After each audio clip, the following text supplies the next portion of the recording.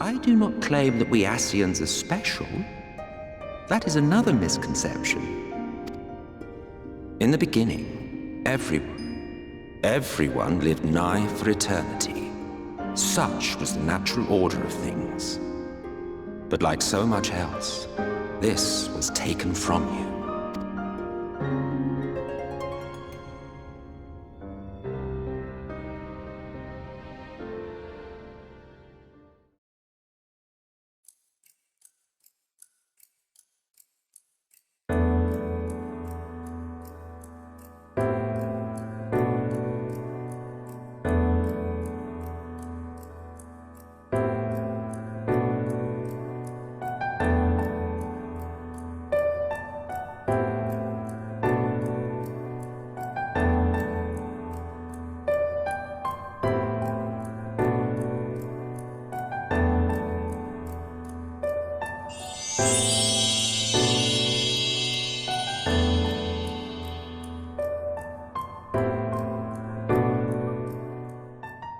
The Ascians. For as long as the game has existed, we, the Warriors of Light, has had the same arch-enemy for whom has wrought many numerous calamities for as long as history itself.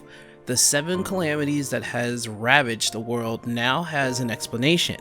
We now know that this is the result of the Ascians quite literally destroying worlds in order for their elements to rejoin with what is known as the Source World.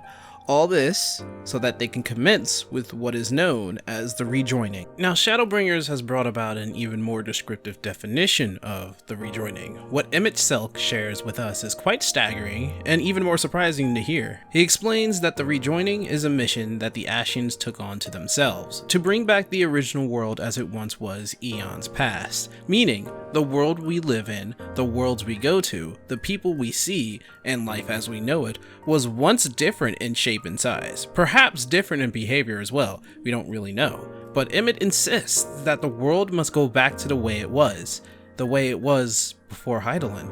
So, we took it upon ourselves to rejoin the worlds. But in our eagerness and, I confess, our ignorance, we erred and made a useless void of the 13th.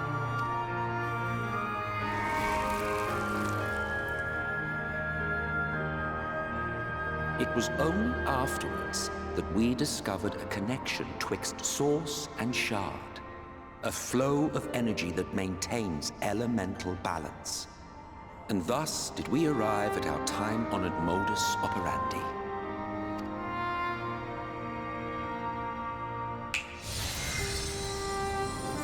From a purely Ascian standpoint, it could be said that what you seek to do is only logical. But that would be to ignore the immeasurable destruction wrought with each rejoining. You have murdered millions, and this we cannot condone. As the way the world is now, he sees everything as inconsequential and incomplete. Sentient life is all but fractured souls, hollowed shadows of their former selves, nothing but lives that need to be rejoined as soon as possible. Now, in an Ascian's point of view, if you have lived as long as they have, you too would long to be with one of your own in a world that you've already known. But the world is not theirs, and their story is all but a sad one. The people we have scorned for a long time are but creatures who want nothing but to go home. You see, in the beginning, creatures of sentient were eternal. They never had to worry about sickness, age, or even death itself. All was perfect in a society that boasted equality. We get a brief glimpse of this in the city of Amaranth. This happens to be one of my favorite locations for just the music alone, but the lore here is even more amazing. What we learn is that these shadows are the representation of the ancients who used to live on this star so long ago. They lived like you and I, in a society that worked together, living in peace with one another, without fighting and without war. When one has a disagreement with another, they don't fight, they don't brawl, they don't start a war. They talk, they debate, they try to understand each other's differences. Where one seems to have an idea of sorts, they take it to an office for them to share amongst the masses as to not deprive the rest of society a gift they may be able to use themselves or even improve on, which could heighten the social economy itself. Nothing was kept from one another. Instead, they were gladly shared to see if the idea could be improved. They didn't worry about looks all too much, but had the mentality of equality and sharing without hoarding selfishly. One spark of these ancients' lives were leagues above any life in the many worlds we know. They were eternal, and above all, incredibly powerful. For they had the power of creation itself. Whatever their minds could think of, they could just make it appear on the spot. A power even a newborn had upon birth. Those who were a bit lacking in this ability weren't looked down upon, but helped to catch up with the rest. They believed that no one should be left behind, and the love they had for their fellow man was deep. We were but young creatures in their eyes, though our shape being so small, making us children was something I found quite entertaining. They saw us as young, inexperienced children due to our age and height.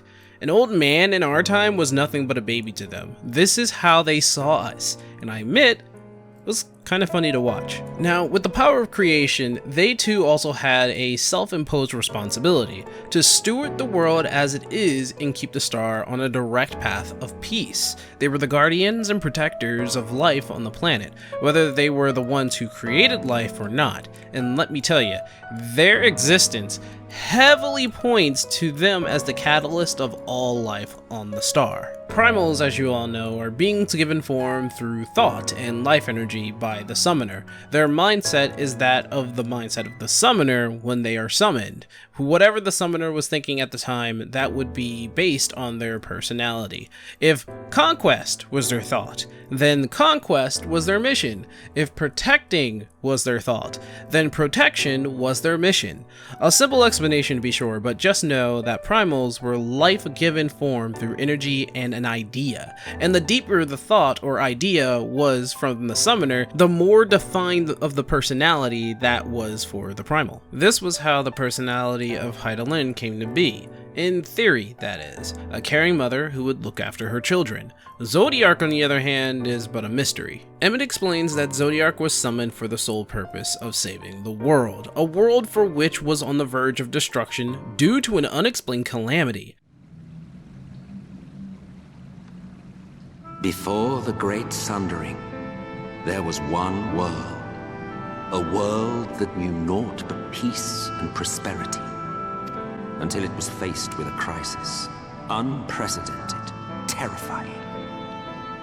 Civilization found itself perched upon a precipice, staring into oblivion. But through prayer and sacrifice, the will of the star was made manifest. Zodiark was his name, and by his grace was the calamity averted. Zodiark.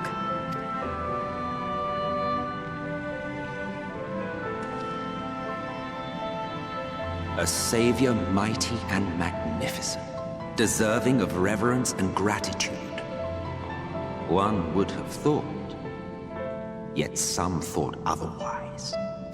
From the fears of these naysayers would rise Hydaelyn, she who was to serve as his shackles, to bind him and hold him in check. And so they fought, and they fought, and they fought, and in the end, Hydaelyn was victorious. With all her strength, she smote him, dealing a blow so devastating that it split the very fabric of reality. And thus was Zodiark banished and his being divided. That concludes today's lesson on long-forgotten history. Though I imagine your mother would offer a rather contradictory account, as is her wont.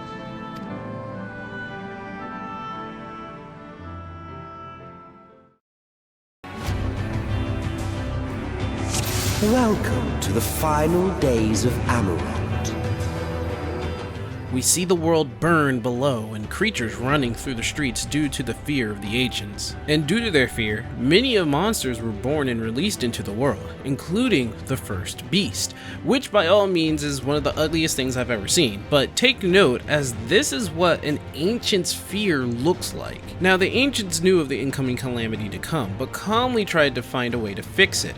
A council of 14 decided to come up with a solution in order to reform the world's natural laws, and what they had come up with was to sacrifice their lives to create a godlike being for the sole purpose of saving their world. This being created by beings of creation would need half the population to do so. How much more must I endure your bumbling interference?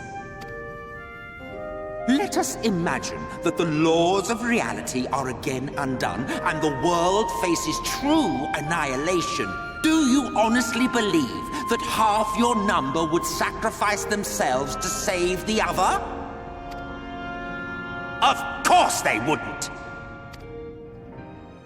And indeed, half the population sacrificed themselves in order to summon Zodiark.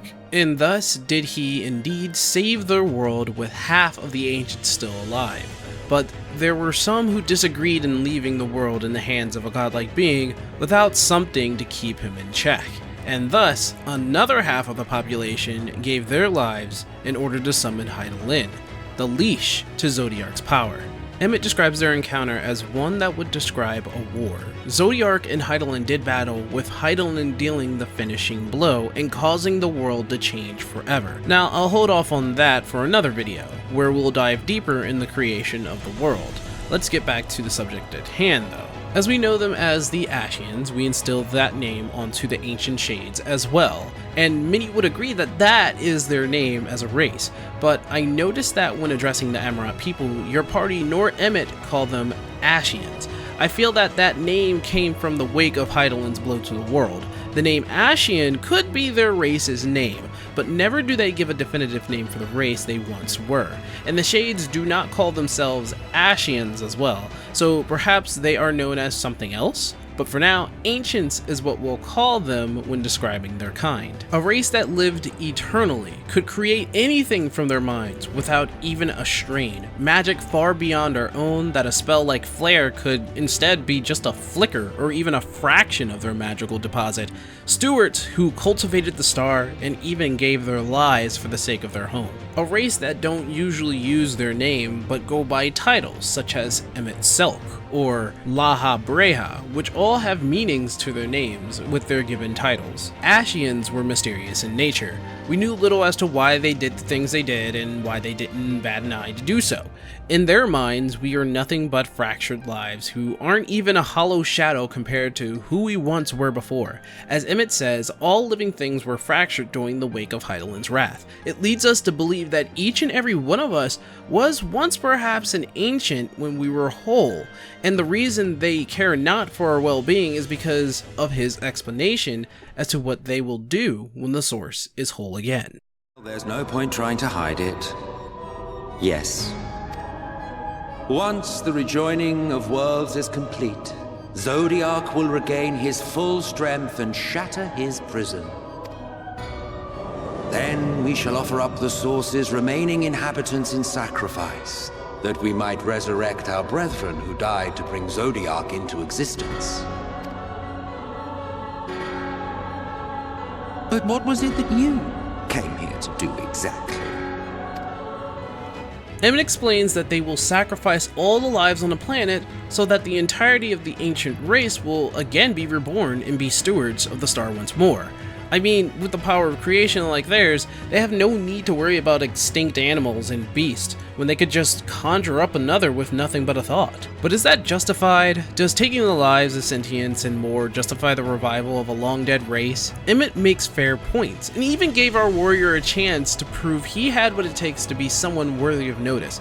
Emmett actually had a soft spot for our kind when watching us go all over the First and take down the Light Wardens. Emmett went so far as to live with us, eat with us, die with us, just to see if there was something worthy of us. He even had children. He went so far to see if we were worthy of being their successors. But alas, he saw us lacking and even said we showed a pitiful performance. I mean, I don't know, we killed like a dragon, we've killed a couple gods, all the primals we could think of. I don't know. We've killed things called the Warring Triad. We've destroyed a giant mechanical city. We've really negated an interstellar alien machine. We've taken on a giant god dragon, and yet we're still unworthy. Whatever. However, the Ascian race is only down to one more who is whole and not fractured. We are now down to the point where truth starts to get muddled with fiction, and lies start to make sense from the enemy. Emmett, or Hades, was only doing what he did for the sake of his people, which gives question to our actions as to if we're actually doing the right thing. Are what we doing really of our conviction? Since Hydaelyn has been revealed to be a primal, are any of the things we do of our volition? Can we justify our actions against the Ascians and give a good reason not to go back to the so-say perfect paradise? Well, that's for us to find out in the future and for us to explore in our 14th compendium. There is, however, one more thing we should talk about, but I think I'll leave that for another lore video, where we'll try to theorize the existence of Hydaelyn and Zodiark and how their existence was supposed to be the great balance to the world. My next lore video, however, will be on Norvran, and we'll be talking about the Light Wardens, their nature as Sin Eaters, and how they came to be. See y'all next time, historians. Remember us.